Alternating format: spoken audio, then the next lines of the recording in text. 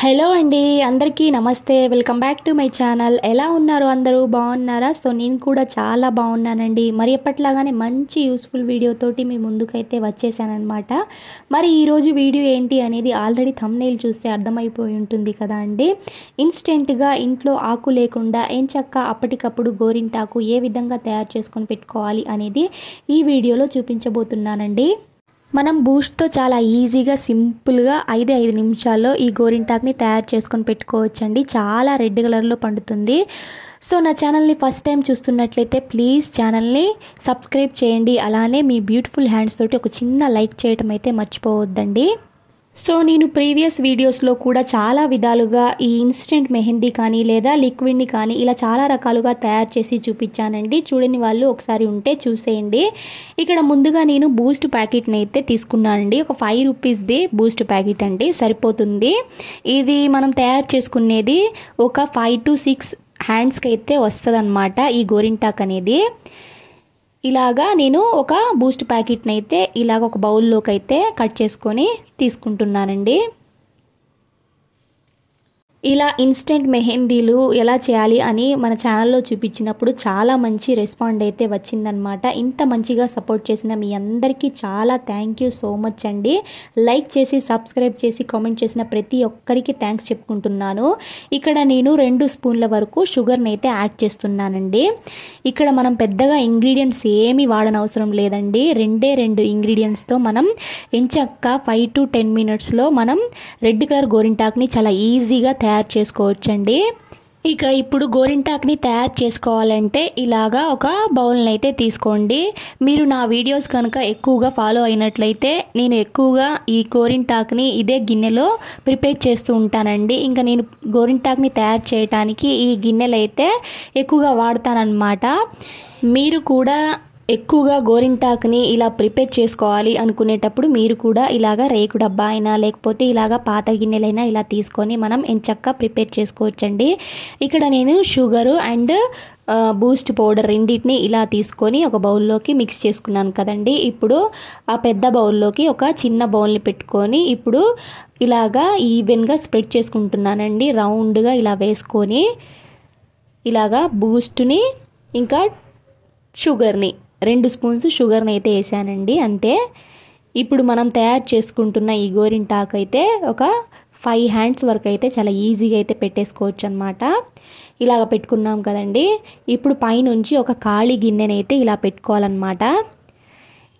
ఇక ఇప్పుడు ఇలా సెట్ చేసుకున్నాం కదా. ఇప్పుడు వాటర్ ఉన్న గిన్నెని ఇలా తీసుకొని ఇప్పుడు ఆ బౌల్ పైన ఇలా పెట్టేసుకొని ఇప్పుడు స్టవ్ ఆన్ చేసుకోవాలండి. ఇక మనం స్టవ్ మీద ఒక 5 to 10 మినిట్స్ వరకు సిమ్లోనే పెట్టాలండి స్టవ్ అనేది. ఇలాగా పైన నేను కడాయిలో వాటర్ వేసుకొని ఎందుకు పెట్టుకున్నానంటే కడాయి అనేది రౌండ్ షేప్లో ఉంటుంది కదా అండి. అప్పుడు మనకి లిక్విడ్ అనేది బయటికి ఎటు సైడ్స్కి పడకుండా కరెక్ట్గా ఆ గిన్నెలోకే పడుతుంది అనమాట. ఇక్కడ చూస్తున్నారు కదా లిక్విడ్ అనేది ఎంచక్కా తయారవుతుందో, చూసారు కదా ఎంత లిక్విడ్ అనేది వచ్చిందో. మనం తీసుకున్న 2 స్పూన్ షుగరు ఒక బూస్ట్ ప్యాకెట్కే ఇంత లిక్విడ్ అనేది వచ్చింది. ఇక్కడ గిన్నె అనేది మనకి చాలా ఈజీగా క్లీన్ చేసుకోవచ్చు అనమాట అండి. మీరు అప్పుడే వాటర్ పోయొద్దు అనమాట. ఆ గిన్నెలోకి వాటర్ పోయకుండా ఉంటే అది ఎండిపోయిన తర్వాత చాలా ఈజీగా చాకుతో సైడ్స్కి ఇలా అంటే ఈజీగా వచ్చేస్తుందండి. ఎక్కువ శ్రమ పడాల్సిన అవసరం లేదు. గిన్నెని మనం చాలా ఈజీగా వాష్ చేసుకోవచ్చు అనమాట. ఇక లిక్విడ్ అనేది ఇలాగ తయారైపోయింది కదండి. ఇందులోకి నేను ఇక్కడ గోపురం కుంకుమనైతే యాడ్ చేస్తున్నానండి. చాలా మందికి ఒక డౌట్ అనమాట, ఇక్కడ కుంకుమ అనేది ఏది వాడారు అని అడుగుతున్నారు కదండి. ఇక్కడ నేను గోపురం కుంకుమనైతే వాడాను. ఏ కుంకుమ అయినా పర్వాలేదండి, కొంచెం రెడ్ కలర్లో ఉండే కుంకుమ అయితే మంచిగా ఎర్రగా పండుతుందని మన చేతులకైతే ఏమీ ఎఫెక్ట్ అయితే అవ్వదన్నమాట. నేను ఎక్కువగా గోపురం కుంకుమనే వాడతానండి. చాలా మంచి రెడ్ కలర్లో అయితే పండుతుంది, మంచి రిజల్ట్ అయితే వస్తుందన్నమాట. మన గోరింటాకు మన చేతులకైతే ఎర్రగా అందంగా ఎంచక్కా పండుతుందండి. అందుకే నేను ఎక్కువగా గోపురం కుంకుమనే వాడతాను అనమాట. ఇక్కడ నా చేతి పైన ఆల్రెడీ పెన్తో డిజైన్ అయితే ఇలాగ పెట్టుకున్నానండి.